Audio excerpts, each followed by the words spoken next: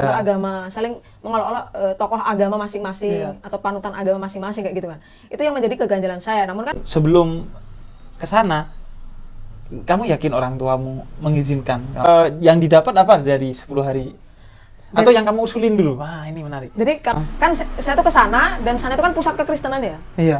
Nah, saya tuh menggali sedalam-dalamnya itu. Pemahaman-pemahaman tentang kekristenan. Jangan-jangan apa yang saya pahami atau yang kebanyakan khususnya orang Islam pahami itu ada yang berbeda. Nah, Trinitas juga. Waktu itu pastornya itu pertama menolak, Bib. Memang ada hal-hal yang dasar sekali, tapi kita salah paham karena kurangnya referensi itu ya. Dan tidak mau belajar ke penganutnya langsung kan, Bib? Iya, karena khawatir jadi Kristen. Nah, poinnya kemudian ketika masih ada yang takut untuk belajar agama lain, justru kita tuh harus belajar agama lain itu jangan cuman, misalnya gini, belajar soal Yesus itu jangan cukup dari Al-Quran. Kita juga harus terjun bagaimana Yesus itu dipandang oleh orang Yahudi, orang Kristen. Jadi mantap gitu, Bib. Jadi jangan asal gini. Ketika kita menjustifikasi, jangan asal, lah pokoknya kata Al-Quran tuh kayak gini kan, itu nggak cukup, Bib. Iya, itu. Ya, salam damai, salam kasih dalam Tuhan kita Yesus Kristus. Apapun keadaan saudara, jangan pernah meninggalkan Tuhan Yesus. Sebagai orang-orang yang percaya, Tuhan Yesus adalah sandaran seluruh hidup kita. Dialah Tuhan kita, Allah Bapa, Putra, dan Roh Kudus. Tuh, Bapak, Ibu, dan saudara sekalian, seperti apa yang dituduhkan oleh orang-orang Muslim selama ini, serta apa yang dilakukan oleh ibu Muslim ini cukup mengejutkan bagi semua umat. Apa kenekatan ibu ini dan apa tujuan ibu ini yang rela pergi ke Vatikan untuk bertemu dengan Bapak Paus Fransiskus sebagai tokoh Katolik seluruh dunia. Bapak saudara sekalian, mari kita saksikan bersama-sama berikut videonya. Semoga memberkati kita semua. Selamat menyaksikan. Tentang seorang muslimah berkerudung tapi ke Vatikan bertemu Paus, kemudian fotonya viral sebagai simbol inilah ya, simbol persaudaraan antara Islam dan non Muslim, khususnya dalam hal ini adalah Katolik. Kita ngobrol sama muslimah yang banyak belajar dari Katolik. Nah, Dewi, Ya, kamu berarti pertama kali ke Vatikan tuh tahun berapa? saya pertama kali ke Vatikan tuh tahun 2018. Pokoknya saya tiba di Roma itu 18 Maret tahun 2018. Itu pertama kali? Iya. Pertama kali. Terus sebelum ngapain ke sana, backgroundnya kenapa kok bisa sampai ke Vatikan? Saya bisa ke Vatikan itu yang pertama karena saya ini kan dulu tergabung di jaringan Gus Durian Semarang. Nah, kemudian salah satu anggota Gus Durian yaitu Romo Aloysius Budi Purnomo kan mengumumkan akan ada event namanya Presinodal Meeting untuk orang muda lintas agama seluruh dunia. Apa itu Presinodal Meeting? Presinodal Meeting itu mungkin sederhananya mirip muktamar, tapi isinya orang muda dari seluruh dunia, dari berbagai agama. Nah, itu inisiasinya Gereja Katolik Roma, kalau tidak salah itu diadakan setiap 4 tahun atau 3 tahun sekali seperti itu. Nah, di dalam kegiatan tersebut, di dalam Presinodal tersebut, pertama secara internal Gereja Katolik, mereka bertanya kepada orang-orang muda Katolik ini, bagaimana masukan orang muda Katolik itu untuk Gereja Katolik dalam hidup ke depan, seperti itu. Yeah. Nah, kemudian yang dari non-Katolik seperti saya misalnya, ditanyakan, kamu kan hidup juga ketemu orang Katolik, nah menurutmu apa sih yang harus dibenahi dari orang Katolik atau dari Gereja Katolik itu? Nah, kurang lebih isi dari Presinodal Meeting itu kayak gitu. Oh, terus apa yang harus dibenahi dari orang Katolik? Ya, mualaf, bubar. Bubar. Enggak lah, bercanda itu. Jadi itu yang hadir berapa orang? Itu hampir 500-an, Bib. Dari seluruh dunia? Iya, dari seluruh dunia. Yang Muslim kamu sendiri atau Nah, yang dari negara Arab ada nggak? Dari Lebanon itu, yang Muslim itu saya sama orang dari Lebanon satu. Oh, kalau dari negara Timur Tengah lain ada? Lebanon, terus Dubai. Saya ketemunya 2 orang itu, Bib. Lebanon sama Dubai? Iya. Oh, tapi mungkin kamu juga ketemu dengan utusan dari negara Timur Tengah yang lain. Mungkin ada tapi kamu Iya, mungkin ada tapi saya nggak ketemu karena kan ratusan orang dan iya. Tapi minimal Dubai hadir. Iya, Dubai Lebanon sama hadir Lebanon dan hadir. ketemu sama kamu. Iya. Malah satu kamar itu yang Dubai sama Lebanon nih. Sama saya. Oh, gitu. Oke. Dan itu perempuan semua. Perempuan semua. Yang diundang 500 itu perempuan. Enggak, itu kan yang sekamar. Yang sekamar perempuan semua. Iya, pastilah. Iya. Nah, cuman ininya apa? Yang diundang cowok cewek. Cowok cewek semua. Bahkan mohon maaf dengan teman-teman yang difabel pun juga diundang. Oh. Jadi semua memang dari semua kalangan itu di apa? Betul-betul diundang. mewakili semua. Kalau saya tidak keliru bahkan ada daftar nama juga yang dari ateis, Bib. Itu juga turut diundang. Turut diundang. Jadi benar-benar semua itu berusaha diakomodir kayak gitu, Bib. Habib gak ada yang hadir? Habib kayaknya nggak ada. Nanti saya hadir lah. Terus jadi 500. Sebelumnya kamu memang kuliah di bidang agama, santri atau gimana kok bisa ke Gus Durian? Enggak, Bib. Jadi gini, saya tuh lahir dari keluarga yang tidak agamis. Saya ngaji tuh ya sebatas dari masjid di dekat rumah kayak gitu, dan dari sekolah kan ada pelajaran agama kayak gitu, Bib, dan sambil baca-baca. Namun saya ini kan sejak kecil memiliki apa ya, kayak keganjalan di hati gitu loh. Ketika orang-orang tuh mengatakan mengucapkan selamat Natal itu haram. Itu bagi saya pribadi tidak masalah dengan teman-teman yang menganggap mengucapkan selamat Natal itu haram. Namun kan efek dari larangan ucapan selamat Natal itu kan sangat besar, Bib. Itu kan tidak sebatas berhenti di titik tidak mengucapkan terus selesai kan enggak. Itu kan nanti saling olok-olok kan antar agama, saling mengolok-olok tokoh agama masing-masing atau panutan agama masing-masing kayak gitu kan. Itu yang menjadi keganjalan saya. Namun kan seiring berjalannya waktu, saya kan sampai lulus kuliah itu kan belum punya wadah. Baru setelah saya wisuda S1 kurang lebih akhir tahun 2017 ada salah satu teman saya itu Kristen Protestan ditunjuk jadi koordinator Gus Durian di kampus saya S1 dulu, Bib. Nah, mungkin kan Jurusan S1 apa? Geografi, Bib. Oh. Iya. Namun kan saya cenderung senang yang sosial gitu ya, mungkin barangkali bisa nyambung. Nah, teman saya itu kan cukup kesulitan mencari anggota ya karena orang Kristen jadi koordinator jaringan Gus Durian gitu. Iya. Siapa yang percaya ada orang Kristen dan mungkin kan orang kenal Gus Dur itu identiknya mungkin NU, Gus Dur Islam dan sebagainya. Kiai kayak gitu juga kan, Bib. Nah, akhirnya saya diajak teman saya itu dulu tuh seenggaknya buat apa ya?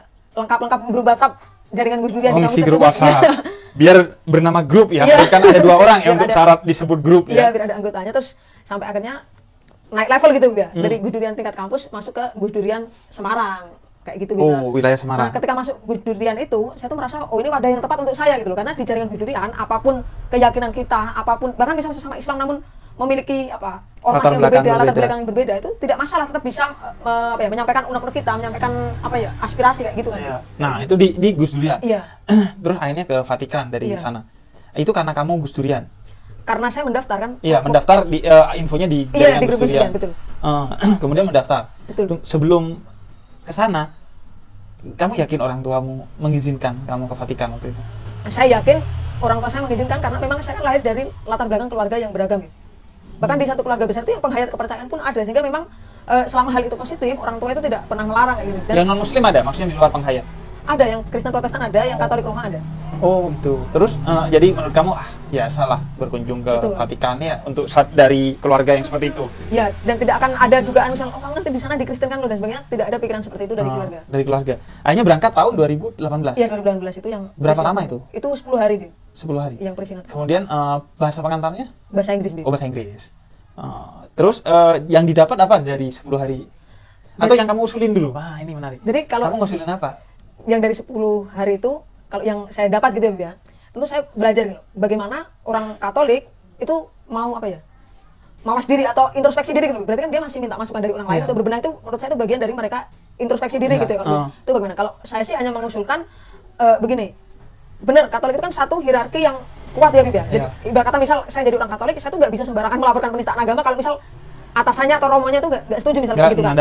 Kayak gitu kan, Bib. Karena Katolik itu lebih ke hierarki ya. Iya kan, jadi umat itu kan nggak bisa asal sembarangan gitu. Namun kan meskipun begitu, saya kan juga pernah bertemu dengan orang Katolik juga yang dalam tanda kutip cukup fanatik. Nah, dari situlah saya mengusulkan barangkali memang perlu pembenahan atau edukasi lagi dengan yang seperti itu. Jangan sampai jangan sampai visi misi Katolik itu yang damai, yang penuh kasih sebagaimana yang diajarkan Yesus Kristus kayak gitu. Kemudian ada satu aja nongol yang fanatik itu kan bisa merusak anggapan kayak gitu kan, repot juga kayak gitu, Beb. Karena kamu punya pengalaman ketemu oknum-oknum Katolik yang fanatik. Betul. Iya, sebagaimana di semua agama pastilah ya ada oknum-oknum yang seperti itu ya. Oh, itu yang diusulin. Kemudian setelah 2018 ke sana lagi. Ya, setelah itu yang bukan yang foto sama Paus. Yang pertama itu sudah bertemu Paus, sudah foto, namun waktu itu nggak viral kayak gitu. Nggak viral. Ya, karena fotonya juga kurang bagus juga kualitas fotonya karena cuma pakai HP yang pertama itu. Dan cuma selfie juga kan, nggak kayak yang kedua. Baru setelah itu kan saya tuh ambil kuliah S2. Nah, di tengah-tengah saya ambil kuliah S2 ini saya dapat S2 kamu jurusan? Jurusan lingkungan. Nggak ada agama-agama. Nggak ada. Terus dapat informasi dari Vatikan ada pendaftaran beasiswa studi lintas agama. Oke.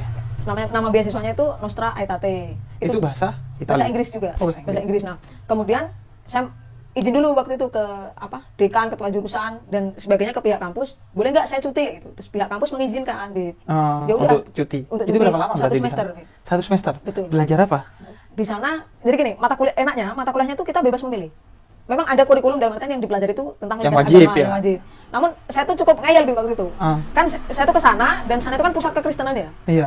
Nah, saya tuh menggali sedalam-dalamnya itu. Pemahaman tentang kekristenan. Jangan-jangan apa yang saya pahami atau yang kebanyakan khususnya orang Islam pahami itu ada yang berbeda. Nah, kemudian saya waktu itu mengambil mata kuliah tentang Thomas Aquinas, kemudian tentang sejarah 5 agama besar dunia. Kemudian bahkan saya juga minta kelas tentang Trinitas juga. Waktu itu pastornya itu pertama menolak, Bib. Kamu ngapain ngambil mata kuliah Trinitas kayak gitu? Ini nanti kalau orang menduga kamu akan dikristenkan gimana gitu. Enggak, saya pengen belajar ya. Gitu justru. Sebagaimana orang-orang Kristen khususnya Katolik yang belajar tentang Islamologi kayak gitu kan. Iya. Saya tuh juga pengen belajar gitu loh. Yang kalian pahami tentang Trinitas tuh bagaimana kayak gitu kan. Karena memang salah satu titik kesalahpahaman orang antar agama di Indonesia di Trinitas biasanya. Betul. Ya. Bahkan kadang Trinitas itu sebagian orang Kristennya aja nggak paham kadang. Nah, iya itu. Iya. Akhirnya itu, dan ada satu hal sederhana yang ini Bib, yang juga sering menjadi apa ya? Perdebatan di Indonesia khususnya antara sebagian orang Islam dan orang Kristen kayak gitu. Namun ternyata setelah saya pelajari, kemudian saya juga ngobrol sama orang Kristen itu sendiri, memang justru pemahaman sebagian orang Islam itu yang keliru. Ini bukan soal dogma, namun yang soal Trinitas tadi ya, Bib ya. Kan kalau orang Kristen ini kan memahami Trinitas itu kan Allah Bapa, Putra, dan Roh Kudus. Nah, sebagian orang Islam itu kan ada yang meyakini kalau Trinitas itu Allah Bapa, Putra, dan Allah Ibu, Bunda Maria. Bunda Maria. Iya, nah pemahaman yang bahwa yang satunya ini Bunda Maria ini kan tidak boleh diteruskan karena ini tidak sebagaimana yang dipahami oleh Iya. orang Kristen kayak gitu. Iya. Akhirnya pemahaman yang keliru ini kan akhirnya menimbulkan terus kesalahpahaman, yang satu ngotot harus benar. Nah yang satu mereka saya itu nggak gimana kayak gitu. Iya. Itu kan repot juga. Gitu ya. Iya, itu saya ternyata kayak gini. Jadi Iya, ada hal sederhana itu. Iya, itu masuk akal banget. Saya sering cerita tuh. Bagaimana saya itu sampai 5 tahun yang lalu masih meyakini gereja penginjil itu adalah gereja yang kerjanya mengupdate Injil agar selalu sesuai dengan zaman. Jadi ketika kecil itu ada dogma gitu, seolah-olah Injil itu palsu. Jadi harus terus di-upgrade. Makanya ada gereja penginjil. Padahal saya baru tahu beberapa tahun yang lalu bahwa gereja penginjil itu gereja pendakwah sebenarnya. Hanya istilahnya penginjil gitu. Penginjil, istilahnya penginjil, maksudnya pendakwah Injil. Jadi memang ada hal-hal yang dasar sekali, tapi kita salah paham karena kurangnya referensi itu ya. Dan tidak mau belajar ke penganutnya langsung kan, Bib? Iya, karena Takutnya khawatir. kan jadi Kristen.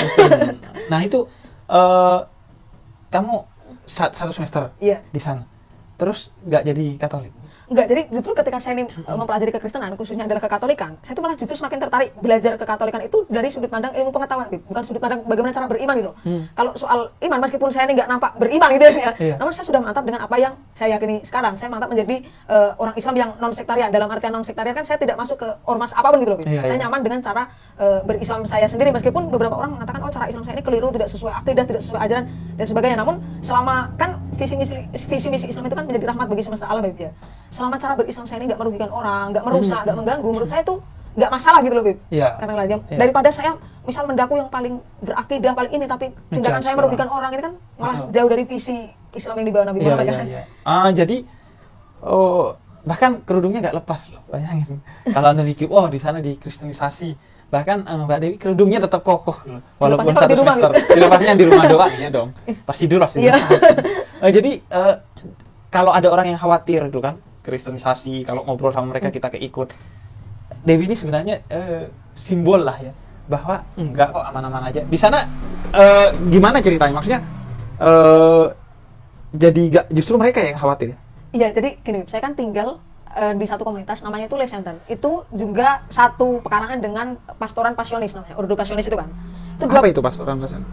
Pastoran pasionis itu kan isinya para pastor yang dari Ordo Pasionis itu. Oh, gitu kan. kamu tinggal di daerah sana? Satu pekarangan itu sama itu. Oh, satu pekarangan. Itu di Vatikan Di semua? depan Kolosium, Bib. Saya tinggalnya di Kota Roma jadinya. Nah, satu komunitas itu ada yang mahasiswa itu 24 orang, Bib. Yang lainnya itu Katolik Roma sama Kristen Ortodoks. Yang Islam kan saya sendiri. Iya. Cerita menariknya waktu itu bulan Ramadan kan, Bib. Saya kan sendirian Seperti puasa. sekarang ini. Ada hal yang menurut saya itu lucu juga gitu teman-teman saya. Kan dapur itu kan di lantai 1.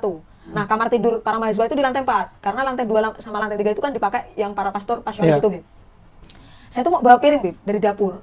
Mau buka puasa ke atas. Itu nggak boleh sama teman saya. Katanya kamu kan nggak makan sehari, nanti pingsan gitu, Bib. Jadi kan teman saya kan belum pernah mengalami puasa kayak kita. Karena teman kamu apa agamanya? Itu Katolik Roma sama Katolik Kristen Roma. Ortodoks. Mereka Oh. sekalipun Takut mereka pingsan ada katanya. puasa, iya, ada puasa kan berbeda kan gitu, Iya, kayak iya. kita yang seharian nggak makan, takut pingsan. Terus mereka tuh malah justru saling berebut menemani saya buka puasa dan sahur gitu loh, Bib. Namun karena sahur itu kan waktunya mereka tidur, saya bilang, saya sahurnya tak sendiri di kamar aja, saya bilang gitu aja gitu. Karena kan saya juga sungkan juga udah buka puasa ditemani, sahur ditemani gitu. Bahkan sampai lebaran ya, Bib. Kan mereka nggak bisa bikin apa? Ketupat gitu. Bib.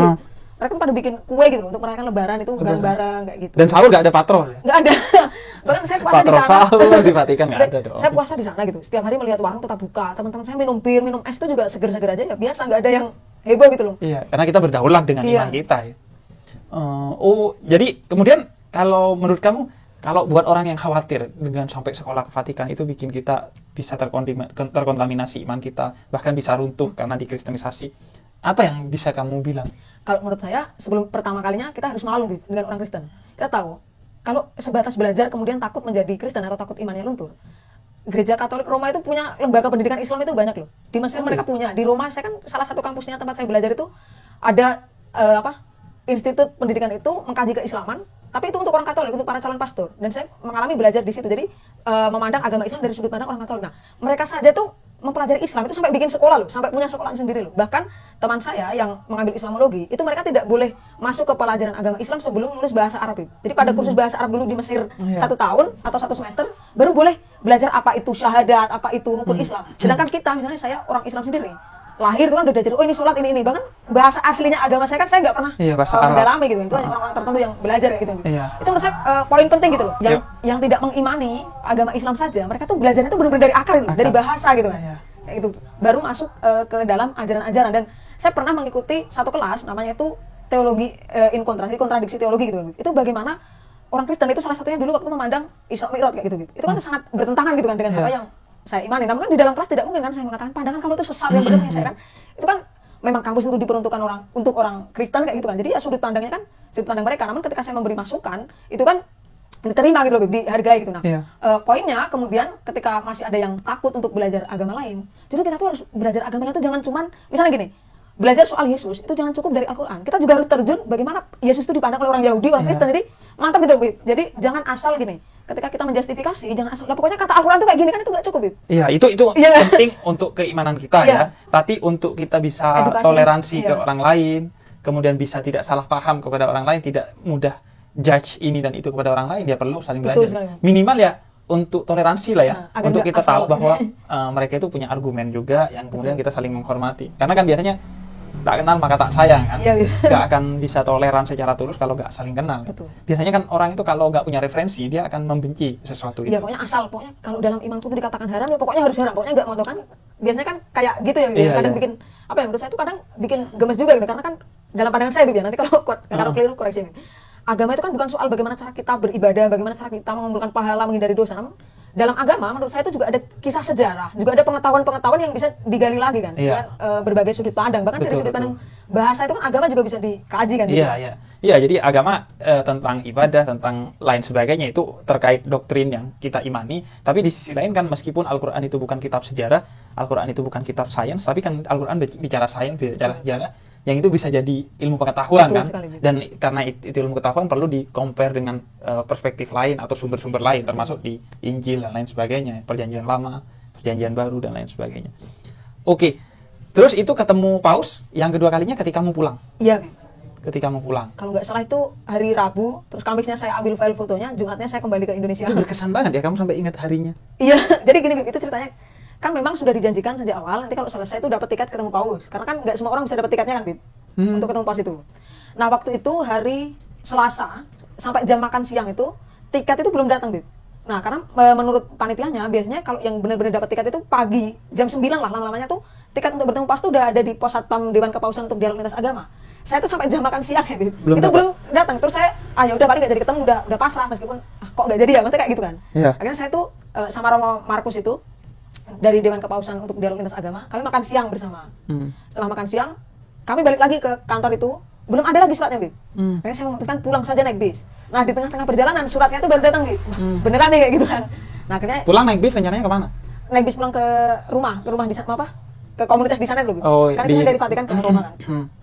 Setelah itu di tengah jalan dikabari di WA, tiketnya datang. Udah seneng banget kan, Bib. Balik lagi? Enggak, kan besok ketemunya kan hari besok. Kan Selasa terus Rabu. Nah, itu pun Rabu pagi itu juga ada rumor katanya Pausnya itu masuk angin, jadi nggak jadi keluar. Itu kan sempat, jadi saya tuh udah jam 7 ya, Bib, itu udah datang di halaman Basilika Santo Petrus itu, udah nunggu Paus. Itu kan sampai hampir halaman Basilika itu yang biasanya Paus keluar dari atas itu? Enggak, bukan. Yang halamannya, Bib, yang di luar. Itu kan yang di luar. Terus yang Paus biasanya muncul dari atas gitu. Iya, itu yang kelihatan kan. Nah, itu di halaman itu. Ya, di halaman itu. Nah, kemudian pagi kok ini. Nah, tiba-tiba udah menyerah gitu ya. Udah panas-panas dari pagi kok nggak jadi gitu kan. Tiba-tiba Pausnya muncul gitu kan. Oh, kamu udah nunggu tuh, orang-orang udah orang banyak banget yang nunggu itu, Bib. Terus ketemu Paus. Pausnya kan datang gitu kan. Kamu satu-satunya yang berkerudung di kerumunan itu? Yang lainnya yang berkerudung itu suster, Bib. Oh iya, berkerudung juga ya, tapi beda kerudung. Terus Paus nyamperin kamu? Iya kan, Paus itu memang bener-bener, jadi yang barisan paling depan itu pasti dijabat tangan sama Paus. Jadi tiket itu kan ada kelas-kelasnya gitu ya. Paling depan, belakang ya. Nah, saya dapat yang di depan kan. Oh, itu depan belakang gitu. Iya. Yang depan berarti disalamin. Iya, kalau yang belakang kan tangannya paus sudah nggak nyampe lagi. Iya, iya, iya, iya. Terus sampai paus itu tiba di depan saya, kan saya jabat tangan gitu. Itu ya beberapa detik, namun bagi saya cukup lama sih, daripada yang lain itu kan hanya berjabat selesai. Nah, pas di depan saya katakan gitu, paus saya ini muslim dari Indonesia, saya bilang kayak gitu. Terus paus mengatakan iya gitu. Terus saya katakan, saya doakan dong untuk kayak perdamaian untuk Indonesia dan dunia gitu. Terus paus itu kan mengatakan yes I do gitu. Berarti kan dia kan mendoakan kayak gitu kan. Iya, iya. Ya udah gitu. Setelah itu, setelah foto saya upload itu baru gempar-gemparnya itu gitu. Baru kemudian banyak menginspirasi lah ya. Namun kan di sisi lain juga menimbulkan kesalahpahaman juga kan. Iya. Bagi sebagian orang kayak Bagi gitu. sebagian orang kan, padahal ya tujuannya untuk membangun hubungan harmoni di antara Muslim dan Katolik khususnya secara umum dengan umat beragama lain lah ya. Terus kalau kamu cerita di sana, Vatikan. Jadi Vatikan itu apa aja yang kamu datengin di Vatikan? Kalau di dalam negara Vatikan itu sendiri yang saya datangi jelas Basilika Santo Petrus itu ya, Bibi. Itu gereja tertuanya.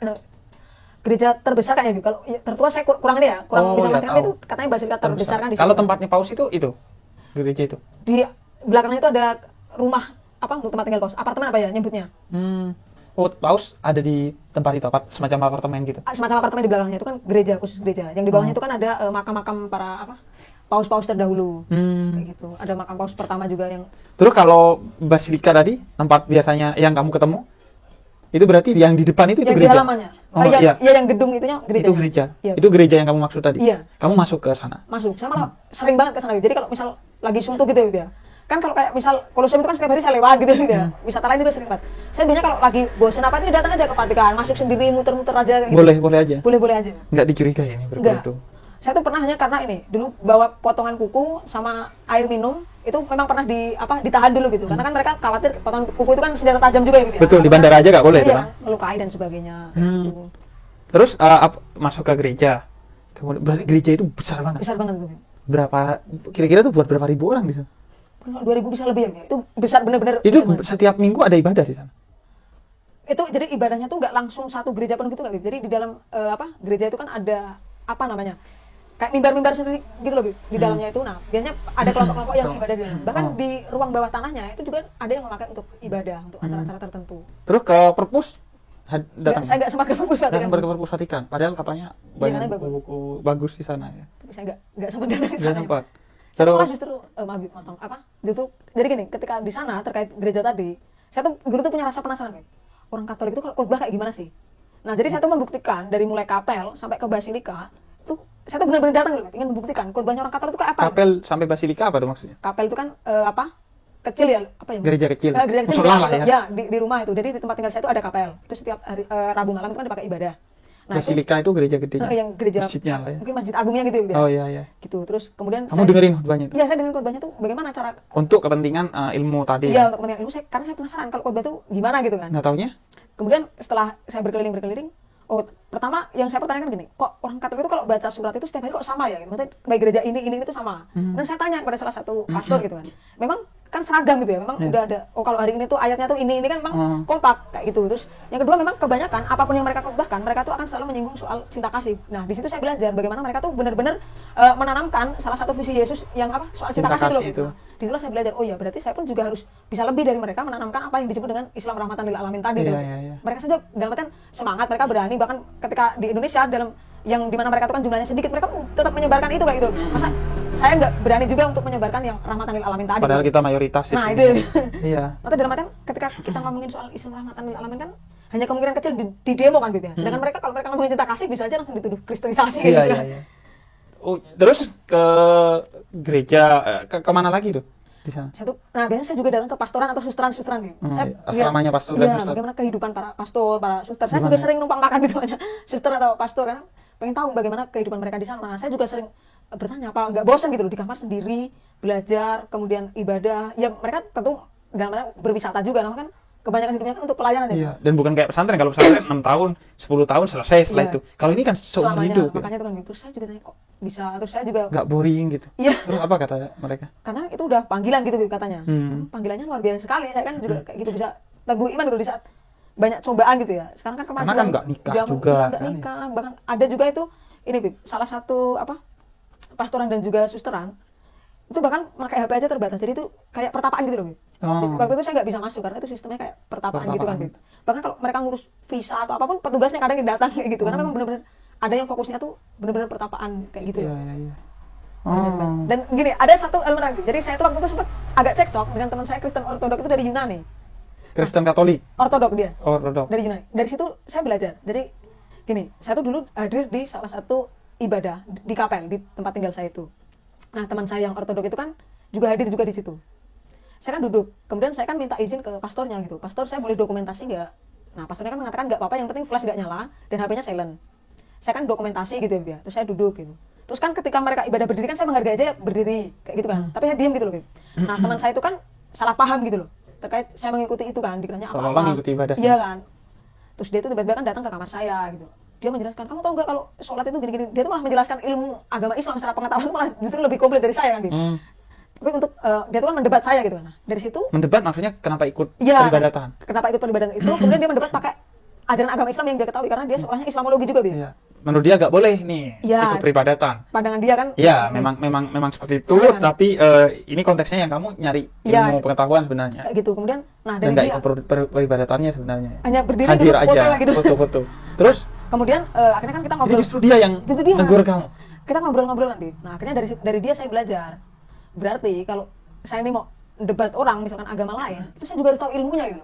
Betul. Jadi nggak asal kamu tuh nggak boleh pokoknya karena misal pastor itu marah, dia kan nggak seperti gitu. Iya. Dia tuh menjelaskan tuh benar-benar Secara argumen pakai, kita. Iya, pakai ilmu gitu loh. Nah, dari dia lah saya belajar juga. Oh, Iya. Ini mengingatkan saya kalau ada seseorang yang mau mualaf ke saya, itu yang pertama saya lakukan adalah datangi tokoh agamamu untuk pastikan dulu tentang keyakinan-keyakinan yang sekarang sudah mulai tidak kamu yakini. Apakah benar kamu tidak yakini itu betul-betul karena panggilan hatimu atau jangan-jangan karena salah paham. Jadi pastikan dulu. Karena menurut saya mengacu kepada Syekh Abdul Qadir Jalani, orang mualaf itu harus melepaskan dulu iman dia sebelumnya. Jadi kalau dia masih ada keyakinan sedikit saja pada iman sebelumnya, ya belajar dulu lah. Benar-benar mau pindah apa enggak gitu. Ya sama kayak ini. Jadi justru dia yang menegur. Iya. Harusnya kamu enggak ikut peribadatan dan lain sebagainya ya. Oke. Terus kalau musola ada nggak di Vatikan? Kalau masjid ada, Bib. Oh, masjid ada. Ada Masjid Agung Roma, cuman memang Masjid Agung Roma namanya. iya, tapi tempatnya itu kan di pinggir kota. Nah, satu hal yang menarik dari masjid itu, yang saya kaget itu apa? Pengeras suaranya itu, Bib. Kenapa? Itu ke dalam, nggak keluar. Jadi kalau ada azan, yang dengar ya cuma orang yang di dalam. Kalau iya. nggak ini. Dan Terus itu ada marbotnya tuh. ada pengurusnya. ada masjid itu. pengurusnya. Dan, oh iya, maksudnya kan itu hal baru juga bagi saya, Bib. Biasanya kan pengeras suara kan di sini keluar, Ya. di sana Ke ke dalam. Bahkan Terus itu sudah di- kamu ketemu sama takmir ya? ketemu sama takmirnya cuma waktu Dia itu cuma berapa? bentar. Dari mana takmir ya? Dari Timur Tengah, Bib. Kalau dari wajahnya tuh orang Timur Timur Tengah. Tengah. Udah berapa lama nggak cerita kamu? Nggak, Maksudnya gimana kehidupan dia di sana kan sebagai seorang Muslim mimpin masjid di pusat orang Katolik gitu. Nah, itu saya Kok itu sayangnya bisa nggak tetap sempat teguh, ya? tanya, namun saya sempat ini, Bib, ikut pengajiannya komunitas Muslim Indonesia yang ada di Roma. Oh, Kan ada pengajiannya? Ada, saya pernah ikut sekali apa 2 kali ya, Bib, itu. Jadi komunitas pengajian itu juga nggak apa-apa, mereka mengadakan pengajian di apartemen-apartemen, kan punya tetangga juga ya. Iya. Itu tetangganya nggak masalah gitu. Bahkan setiap jam sholat misal duhur atau asar di sekitar Koloseum itu saya sering lihat para penjajah oleh-oleh itu sholat di parkiran, di taman, dan itu nggak ada Penjajah oleh-oleh dia Muslim. Iya, dia Muslim tuh sholat itu nggak ada masalah gitu loh, nggak apa namanya, nggak ada Dipermasalahkan. yang demo. Bahkan gini, di depan Koloseum itu ada kafe LGBT, Bib. Jadi yang pengelolanya teman-teman LGBT, dan suatu hari di sana itu pernah ada long march-nya teman-teman LGBT. Ketika long march itu kan apa? Jalan kan ditutup ya, Bib. Iya. Tapi itu kan tentu mengganggu aktivitas kan nantinya. Namun di sebuah negara yang mayoritasnya Katolik dan di mana Katolik juga tidak melegalkan LGBT, ya dihargai aja, itu orientasi dia kok. Selama Iya. nggak ganggunya udah. Walaupun nggak setuju. Iya, kalau nggak setuju kan nggak Tapi kayak hak dia harus dilindungi. jadi dia dia buka kafe, dia nongkrong, itu hak dia gitu, nggak menjadi masalah kayak gitu. Itu kan juga di sisi lain soal agama secara ibadah kan, yang soal LGBT itu juga pelajaran baru juga buat saya kan, Bib. Ya. Mereka punya hak pokoknya, tetap mereka longgar, nutup jalan sampai sini ya nggak apa-apa pemerintahnya. Iya, iya, iya. Itu kan dan juga nyatanya nggak mengganggu iman orang-orang yang tidak LGBT juga gitu. Iya, iya. Tetap pada iman masing-masing. Oke. Terus sampai sekarang masih komunikasi sama teman-teman di Vatikan? Masih komunikasi. Lewat Facebook biasanya, Bib. Mereka lebih senang lewat Facebook daripada WhatsApp. Oh, iya, iya. Kayaknya mereka sebel sama grup WhatsApp. bikin Bunyi bikin ting-ting. apa? Iya, bikin apa pertapaan tadi terganggu kayaknya grup WhatsApp bikin jadi ngerusak ibadah Iya. mereka. Komunikasi sampai sekarang. Iya, masih, Bib. Terus ada rencana ke sana lagi? Kemarin tuh sebenarnya saya ditawarin ada lagi beasiswa studi lintas agama kan, suruh apa? belajar ke sana lagi gitu kan. Namun kan ini kan setelah saya pulang dari Vatikan kan saya mendapat beasiswa dari Eka Cipta Foundation itu kan, Bib, yang miliknya Sinarmas itu. Iya. Otomatis kan ketika saya sudah diberi beasiswa, saya kan Nggak juga bisa tidak nerima. lepas tanggung jawab gitu ya. Menyelesaikan ini dan ada juga kemarin Ini beasiswa S2 yang di Iya, lingkungan itu. Iya, yang di lingkungan. Ada kontrak kerjasama juga, tentu saya harus menyelesaikan tanggung jawab dalam hal itu dulu kan. Oh. Terlepas nanti Tuhan ngasih kesempatan lagi atau enggak ke sana kan itu nanti soal lain. Yang Iya, penting, tapi pengen ke sana. ya masih ada apa ya? Rasanya tuh masih kurang gitu loh, Bib. Mau ngapain lagi? Belajar kan ya masih banyak hal yang belum dipelajari Oh, iya. kayak gitu kan. Yang pengen kamu yang penasaran apa? Yang belum sempat waktu itu. Tentu soal masih bagaimana mereka berkeyakinan, bagaimana mereka beragama itu masih banyak hal yang ingin saya pelajari. Kemudian gini, bagaimana orang Katolik khususnya ya, dulu kan ada Konsili Vatikan II gitu ya. Iya. Konsili Vatikan II itu menurut sumber-sumber yang saya dapat, itu kan tidak sebatas mengundang tokoh agama kan, mereka juga mengundang ilmuwan, mengundang orang luar. Itu bagaimana sih mereka tuh, apa namanya, menciptakan dokumen-dokumen gereja, namun melibatkan ilmuwan, melibatkan orang lain. Padahal kadang agama itu kan dengan ilmu pengetahuan kadang bertentangan ya, Bib ya. Iya. Kayak gitu, itu kan hal yang menarik juga gitu loh, dan Iya. dokumen itu kan panjang sekali kan, banyak sekali.